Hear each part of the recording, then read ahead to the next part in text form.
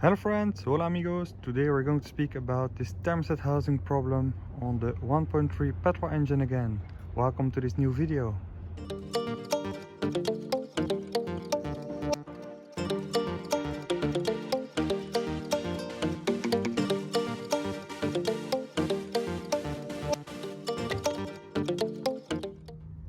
In my last video that I'll share over here, I spoke about the big thermostat housing problem where it tends to explode. There is a lot to do about this problem on the fora. I thank you very much as well for sharing your experience in the comment of the last video and filling out my questionnaire where I resembled all the results.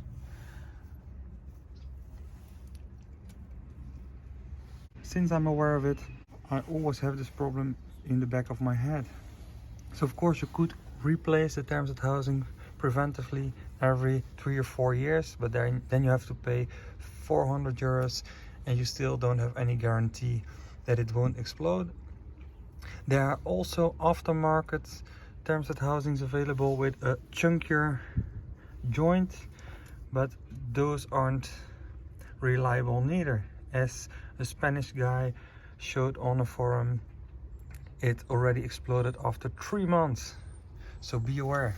Of course we have to remember that there are a lot of Qashqais with this motor sold, and it's only a few people that experience the problem. But of course if you are one of those, you have big expenses ahead of you.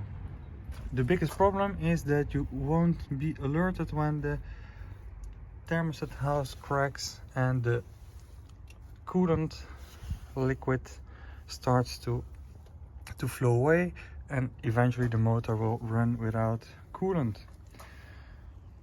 As you don't get any alert, you keep driving until the motor is completely destroyed. So another forum member, Oswald, did a modification on his Renault Kadjar that has the same motor, and I really like to share the solution with you Qashqai owners. So the idea is that we're going to install a liquid sensor on the expansion bottle, and with that sensor we will be alerted as soon as the liquid fluid level starts to drop. So it always should be over here, and when the motor is hot it can even mount a little bit, but it should always be at a minimum of this. So when we put a sensor on top, as soon as we start to lose coolant, we will be alerted. We can stop the car, and then we can stop the engine before harm is done. So technically the mod isn't that complicated, but there are a few steps. We have to install a sensor on top, we have to route the cable all the way to the cabin, and in the cabin we can place an alerting device. So you can use a sound device or a light. I will use both. So this is the plan. Here we have the sensor that we're going to install on top of the expansion tank. Then we have a relay as well, and we have the device to alert ourselves. So the current is going to the relay, from the relay it's going to the sensor, from the sensor the ground signal is coming back to the relay, and it goes to the alerting device. So when there's no fluid, the signal goes completely through, and from the current there's also power going to the device. So this is the minimum setup. Therefore you will need your sensor like this. You will need the relay, and then I've got this little speaker that I already tested, and although the really small size, it is so powerful. So of course I will share all the parts that you need for this project in the video comments.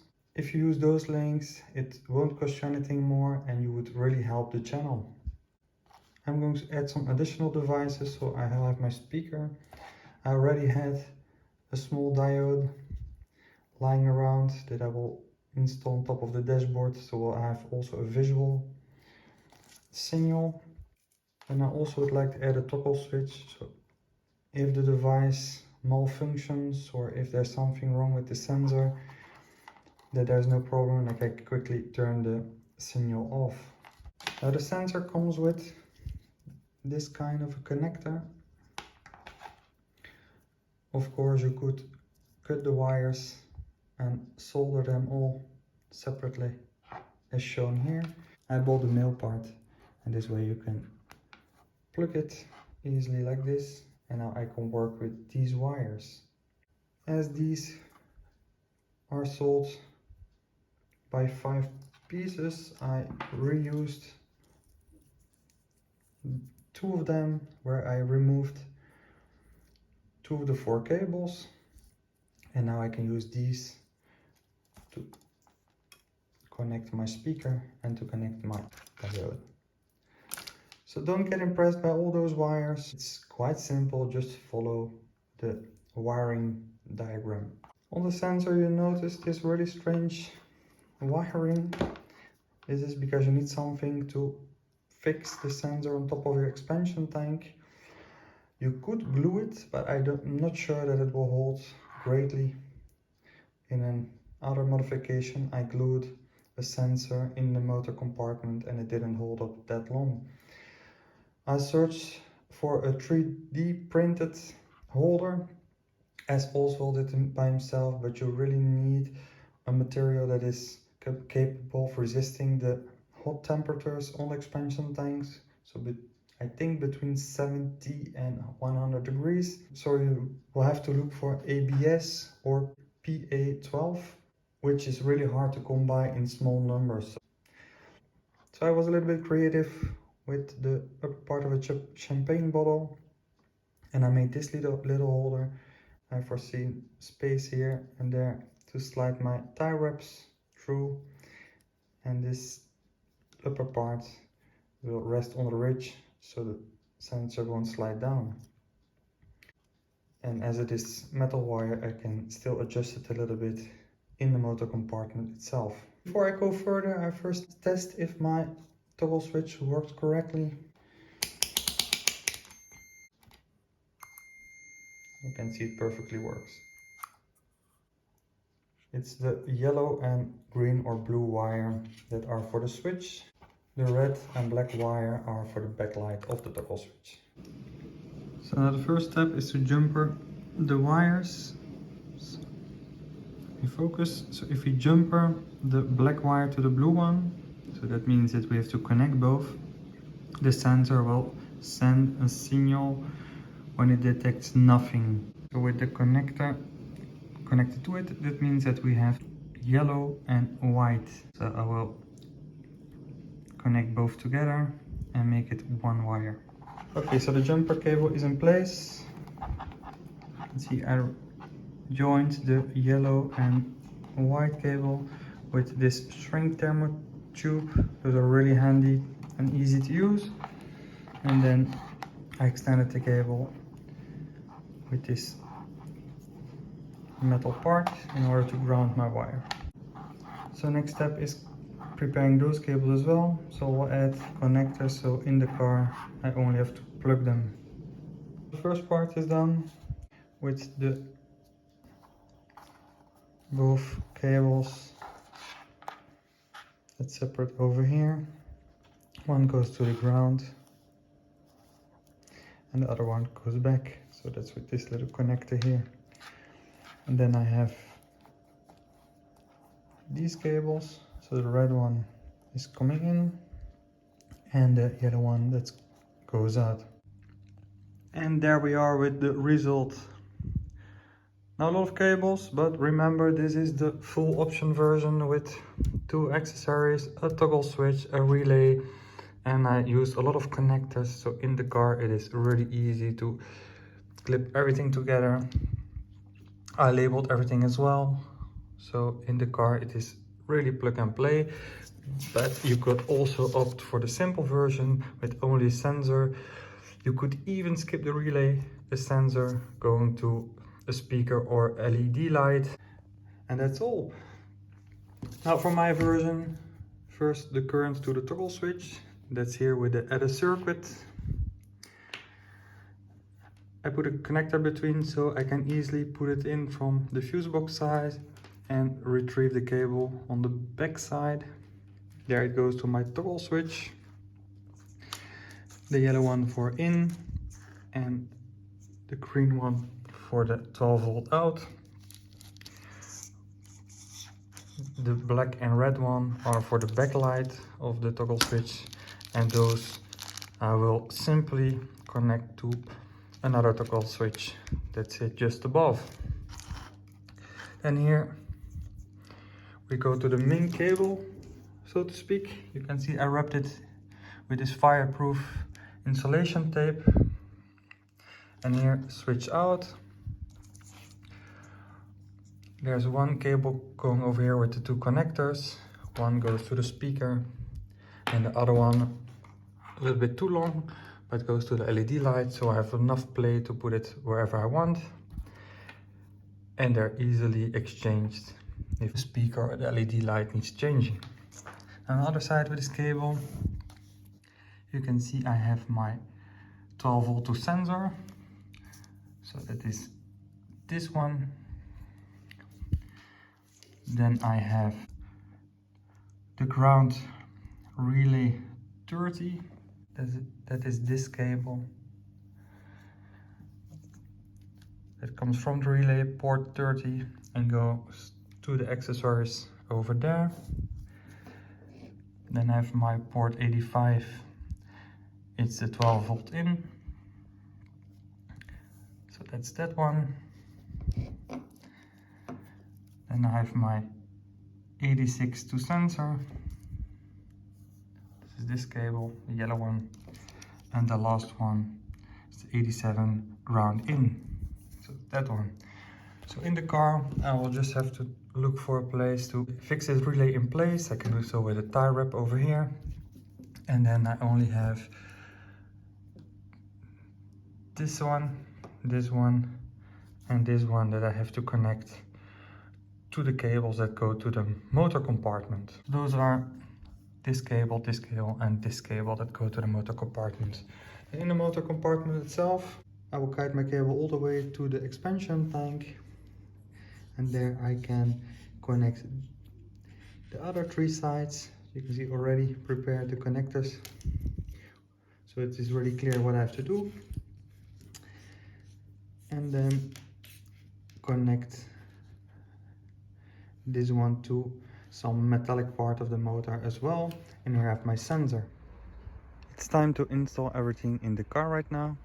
So the first thing that I'm going to do is to fed a cable from the cabin over here. And for the ease and access, I removed the first part of the air intake. You just have to unpop these plugs and undo a bolt right over here. So I removed the battery, I removed the air intake, which isn't difficult neither. Just unbolt, remove, and then we can clearly see the access to the cabin. The fun part is getting this hose into there. When that's done, you're all fine. I taped it to my screwdriver. I tried to pry it in right like this, and I got it through finally.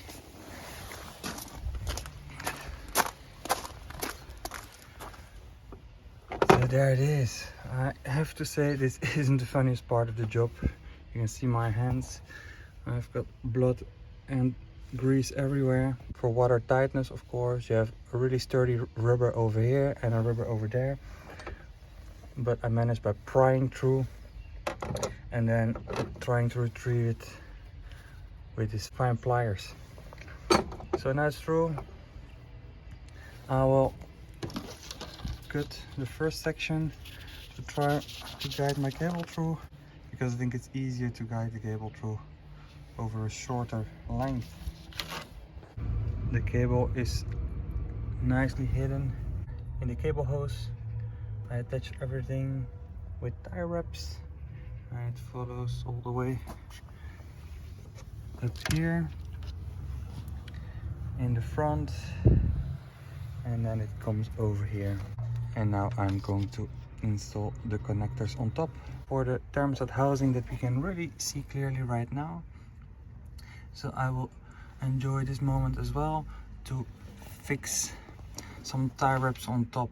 So I saw that on a forum from a member, that's Iron Matter, and Iron simply attached some tie wraps from here to there and from there to there. I think it's a great idea. It won't prevent the thermostat house to break and crack open, but it will prevent it from crack open heavily and lose all your liquid all at once, and you have more time to act. Now he used do-it-yourself tie wraps like I use to attach the cable hose, but you have to know that those do-it-yourself tie wraps only resist up to 185 Fahrenheit, which is about 80 degrees Celsius, and then they become brittle. So as this part could get really hot, I don't think it's the best idea, so therefore I bought these metallic ones. They're of inox and they won't rust, and they will hold up to 500 degrees Celsius or 1000 degrees Fahrenheit. Now the second thing is that you should tie them up too heavily, because you risk to crack it by tying it up. Just try to attach them loosely. And there you go. It won't win a prize at the beauty contest, but it will hold. I crossed them. You can see one is going over there in this way, the other one over there, and then this one to hold them together. So now let's put the air tank back in place and the battery, and we can proceed the job. Under the bonnet everything is ready now. So the air filter is placed back in place, battery as well. The cables are well hidden and guided all over here. For better access, I will now open up the side panel and the front panel.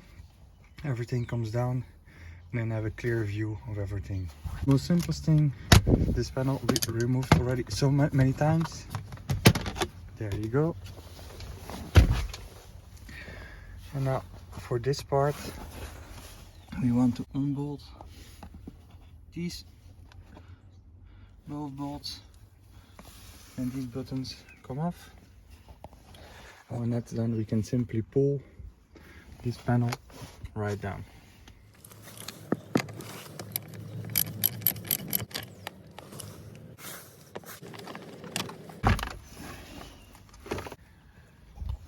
And I can see it's quite a mess, as I already have a lot of additional options, like here my start and stop module.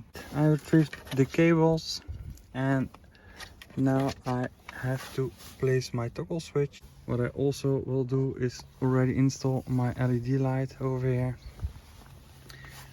and my fuse cable, so this part is done as well. I removed the forest switch. You just push on the little lever from the inside that way and it flips out. Now I can simply slide my new toggle switch in. There it is. I'll plug the connector back in.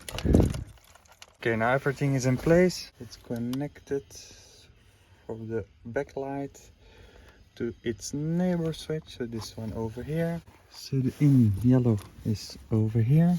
You see I didn't plug the fuse in yet. Then the other one is going to my cable tree over here, and here everything is connected. The LED diode is connected, my speaker that I attached over here. You can see the relay I attached over there. So now I'm going to plug in the fuse, and I will use the 15 amp, which is the heater seat. I don't have heated seats, so there's no problem. Now here everything is done, the cable is hidden, everything is connected. The ground wire goes to this part, but the sensor still isn't connected yet, as I will have to adjust the sensitivity as well. Then we'll turn on the engine, and then we can test the sensitivity. To adjust the sensitivity, we have to remove the cover. So I won't risk to lose the cover in the motor compartment. So I'll retrieve the sensor from here, and now I can remove the cap. So with a pair of pliers you can remove the the head, and here you can see the adjustment screw. To turn it left to make it more sensible, it's out of the box, it doesn't sense the difference.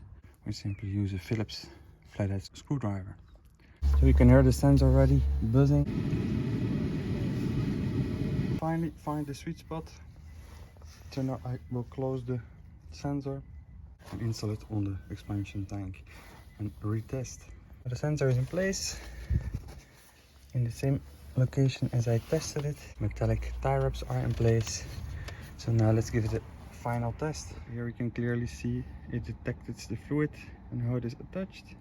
I don't hear the beeping sound and don't see the LED in the cabin.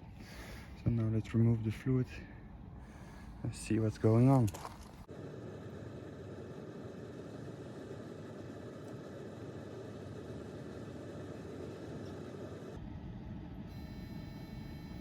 And just under the minimum level.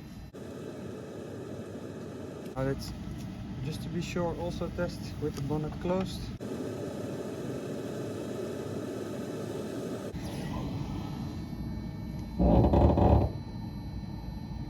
It still beeps.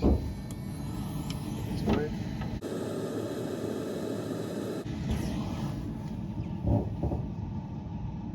Great.